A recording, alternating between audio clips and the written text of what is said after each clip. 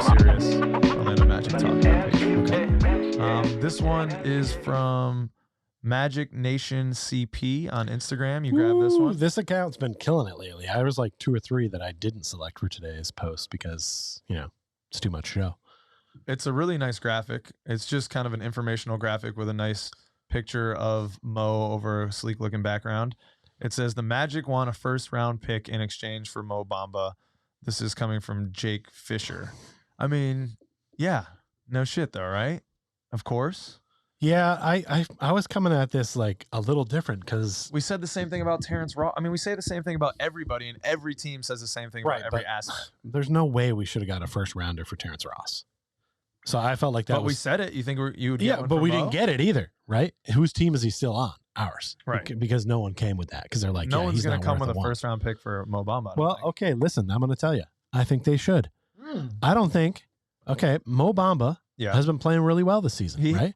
So he's and it's been more consistent than in years past. Yep. Right? He's doing some big man shit and making the most of his minutes, I feel like, and playing pretty well. And as a team with a 26th or 27th overall draft pick, are they getting a better player than Mo Bamba? Yeah. I don't think so. No. Because I haven't seen a lot of successful draft picks from that range in the last few years. And so, therefore, I feel like he is worth a first-round pick. Is he worth the number 1 overall pick? No, he is not. But none of those teams would trade for Mo Bamba.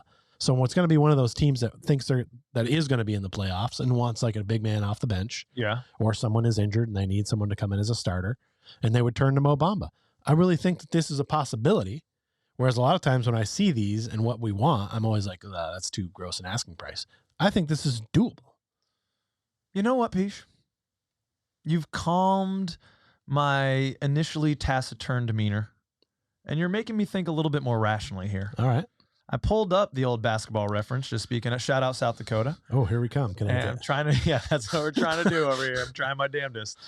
And, in his last 8, as you said, Mo's been playing pretty well. He's got 8 points and 7.5 boards, which is great for him. 1.5 blocks. He's shooting, most importantly, probably about 41% from beyond the arc, which is a very attractive thing to teams, especially teams that like to space because they've got a dynamic guard or someone who can get in the paint and do some work. Yep.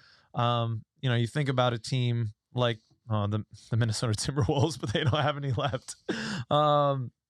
You're right. A good team with a late first-round pick. Mm-hmm. But then, the flip side question to that is, do you want to give up Mo for a late first-round pick? Not really. Yeah. Not really if we're trying to win big time this year. But if this is, and I don't think we are, right? Yeah. Like we're not really trying to make the playoffs this year. Mm-hmm. If it happens, great. But I don't think that's the goal of this rebuild. So if that rebuild means getting another number 1, and then we have 3 number 1 picks, then you can start thinking about trading up. If we got stuck back in like a, 6th pick and like a 10th pick, and then we've got that 27th, and you start to pop those together. Right. Now maybe you can move up if there's somebody that they really like, which I think someone in our front office really likes someone, whether it's Scoot, whether it's, Amen Thompson. I feel like there's plenty of dudes up there that they're interested in. Right. And that could make us more of a player by having that as a trade piece. It's just food for thought. I mean, it's an interesting conversation, and we're getting closer to the trade deadline, which I think is February 3rd. I mean, we re-signed Mo to a 1-year deal? 2 year with 1 year with an option? Correct. So, do we want to pick up that option to have him stay on next year versus whatever we could do with that pick? Well, that's the interesting thing. So, just to clarify, trade deadline is February 9th. So nice use of the cough key, Pish. It loses the fun when you find it out, but yeah.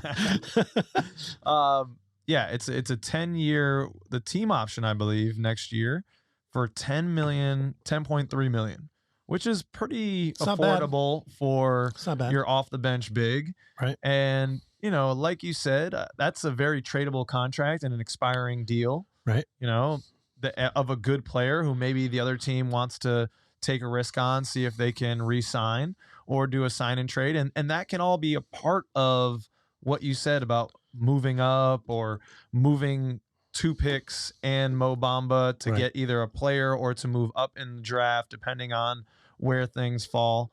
And you know, I mean, inside right now as options, you got you got Wendell, yep, you got Moritz, yes, you got Bol, who's not really an inside guy, but he's inside. Yeah, you but said inside. But he's on defense. He's in there. Shots, he's blocking shots. He's doing inside rebounds. stuff. You're not wrong. Now assume, and I rarely do this on the show, but assume at some point that guy I've heard about, J.I., comes back. Mm-hmm. Now, okay, it's getting pretty crowded down there. Right. So if someone's going to go and J.I. is healthy, you know, who of that 5 do you feel like is most movable? Yeah. And would get us something. Yeah. I love what he's bringing to the team this year. But at some point, you're going to have to get rid of some of these guys that are off the bench guys or guys that you really like to get in the team, the other guys that are going to, really get the flower growing to its capacity. We'll see, man. We'll see. I'd be interested what that trade would be with the way that Mo's been playing lately, man. I mean, there have been times in Mo's tenure in Orlando that it would have been a welcome sign to see something come across the ticker that Mo had moved on and the Magic had moved on and he was somewhere else and we had a pick or a player. Right. But honestly, the way he's been playing lately, those statistics that I brought up don't even really do it justice. He's been rolling to the hoop more, as you said, doing more big man shit, being more active. His shot is falling at that 41% clip. If he can be that player more consistently, and I think he's getting pretty used to this role now, that's a player that I like having on the squad.